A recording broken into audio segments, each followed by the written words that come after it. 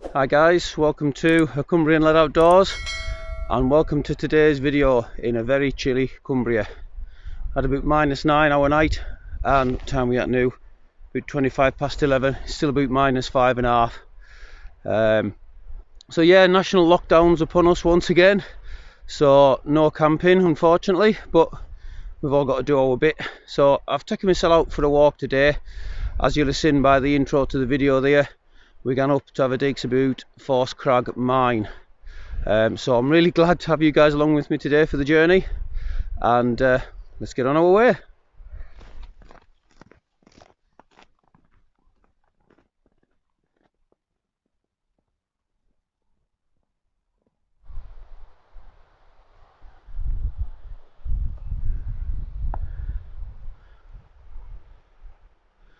Nice little river bubbling past here. Said it before and I'll say it again, that's one of the things about Cumbria. It doesn't matter what the weather is, it is always absolutely just stunning, especially when there's a bit of snow on the ground. Right guys, I think we're about halfway there, and just about there is the place where we're going to. I've deliberately chosen this walk today, obviously with us being in lockdown. I didn't want to be doing anything too extreme, and I didn't want to be the person that had to make that call to the mountain rescue. So just like to take this opportunity to give a big shout out and thank you to all the mountain rescue teams and the emergency services across the country for all the hard work you're doing.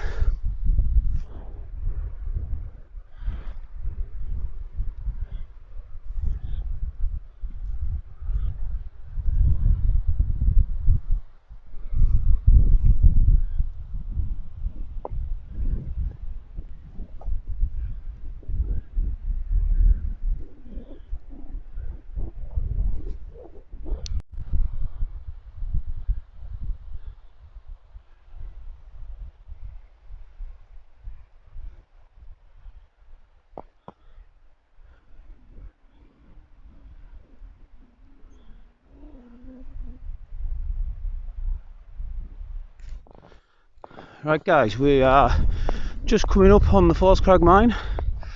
Got a little rickety old tin wrapped shed there. Looks what is like an old mine shaft entrance, but yeah, that's well blocked up, that probably for the best and all, I would have thought.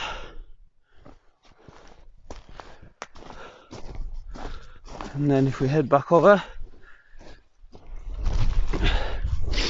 looks like we've got the old settling ponds from when they were screening the ore and the stone and sec.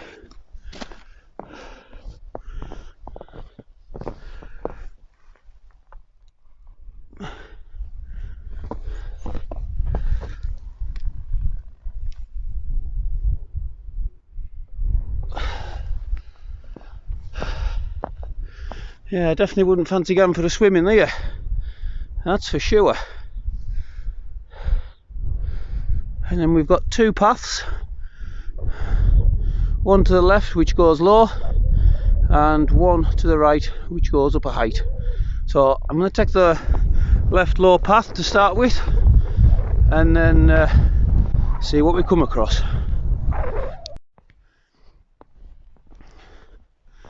Oh yeah, I think that must be the main mine up the top. We've got a little house down here.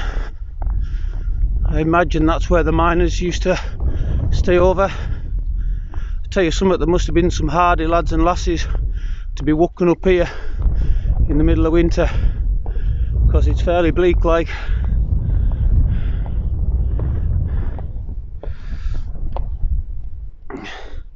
I have got a bit of paper with us explaining all the crack about the place, so we'll have a look at this house and then get up close to the main mine and I'll read through that for you.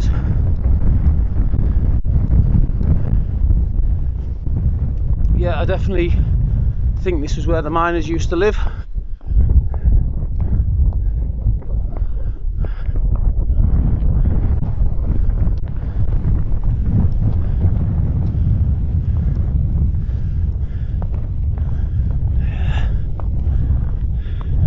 not sure whether I'll be able to get inside or not. I imagine everything's blocked off for safety, but yeah, Force Crag Mine, ladies and gentlemen.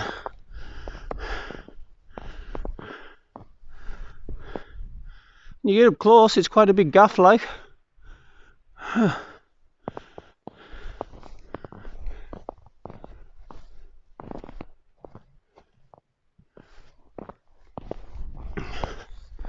Just have a little wander up here if I don't fall flat on my backside. Nice, you slip, alright.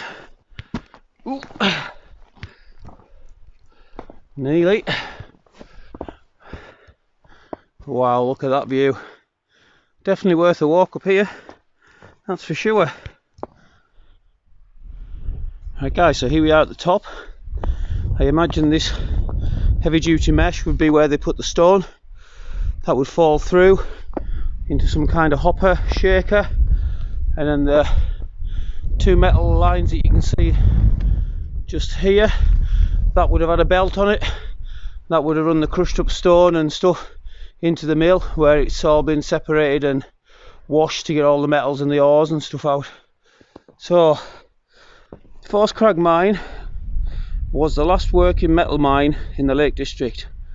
It was finally abandoned in 1991. The site was mined for lead from 1839 to 1865, and then zinc from 1867.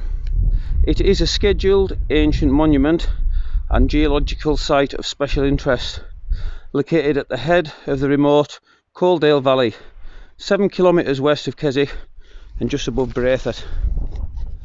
The mill buildings that I've shown you were built in 1908 to 1909 and redesigned in 1939 and 1940. They still contain the ore refining machinery used in the 1980s, along with some earlier equipment. It's the only former mineral mine in the country that has retained its processing equipment in something approaching complete order. It is owned by the National Trust. Access and machinery was restored in 2004. In normal times you can book a tour and discover what was mined and follow the processing of the minerals through the mill. Right guys, we are starting to get a little bit of snow. The weather is drawn in and it has cooled down a bit since I've got here. I hope you've enjoyed this walk. I'm going to go and get myself some scran in a second, but as always, if you are enjoying my channel, you're enjoying my videos, you can buy me a coffee. I'll put a link in the description, and as always, any donations that come my way will be put back into the channel and help me progress and make better videos for you guys. Right, time for some scran.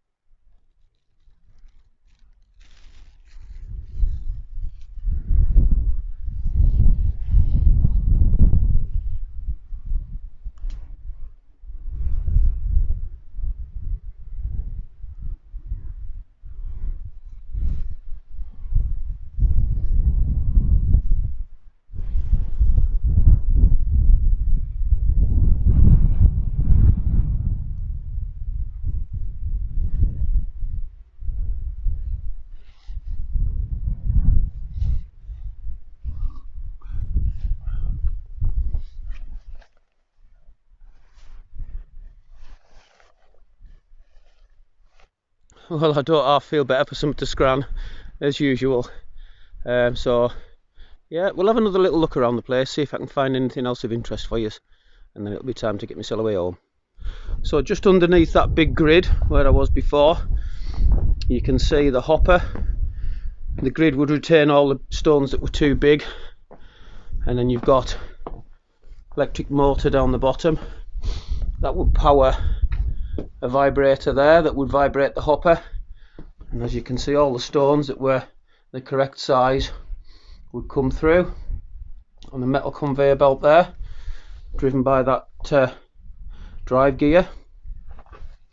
And then here you can see where the rubber belt would have been, possibly even a metal belt, and that would take it up through there, and it would probably go over some more kind of screens, shaking screens of some description, and then washed, and all the required ores and metals would have been taken out. I'm imagining this old corroded pipe here. I've obviously put a newer kind of pipe on there, but that's where the water would have gone into the mill to help them wash everything.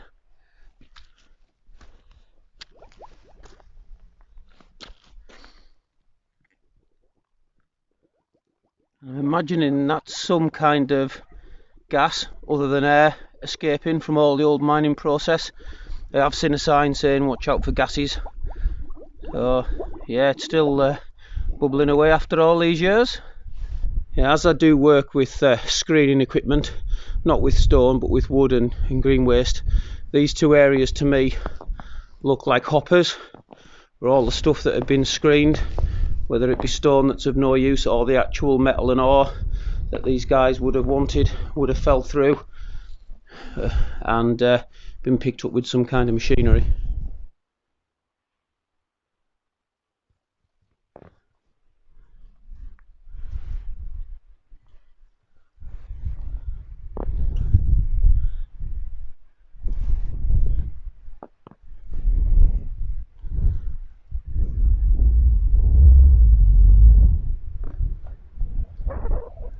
Beautiful.